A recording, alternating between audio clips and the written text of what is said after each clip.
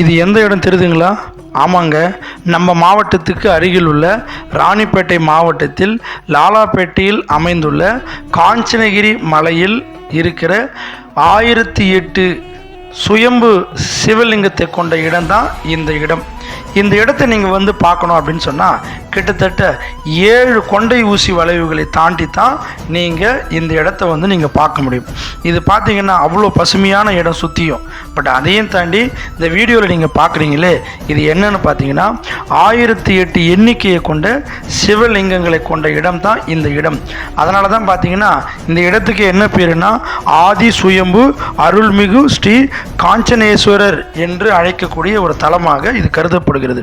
மேலும் இந்த இடத்துல நீங்கள் பார்க்குறீங்களே, இந்த 1008 லிங்கங்களும் பார்ப்பதற்கு கற்களை போல இருந்தாலும் ஆனால் இவை சுயம்பு என்பதனால் முதலிருந்தே இந்த மாதிரி தான் இருக்கிறதாக மக்களுடைய ஐதீகங்க. இதை பார்க்கும்போது அது ஒரு வரங்க. அதான் சொல்லுவாங்களாம், சிவபெருமானை பார்ப்பது அது ஒரு வரம் என்று சொல்லுவார்கள்.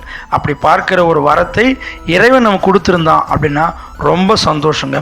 அப்போ பொதுவாகவே மக்கள்கிட்ட ஒரு பழக்கம் இருக்குங்க. என்னென்னா, கோவிலுக்கு ஒரு முறை போயிட்டு வந்துட்டால் இன்னொரு முறை போகணும், இல்லை இன்னும் 2 முறை போகணும், இல்லை ஒரு 3 முறை போகணும்னு சொல்லுவாங்க. அப்படி எந்த எண்ணிக்கையுமே கிடையாது. சிவபெருமானை போய் பார்க்கணுன்னா எந்த ஒரு எண்ணிக்கை இல்லாமல் நம்ம ஆயுசு முழுவதும் அந்த ஸ்தலத்தை போய் நம்ம பார்த்துட்டு வரலாம்.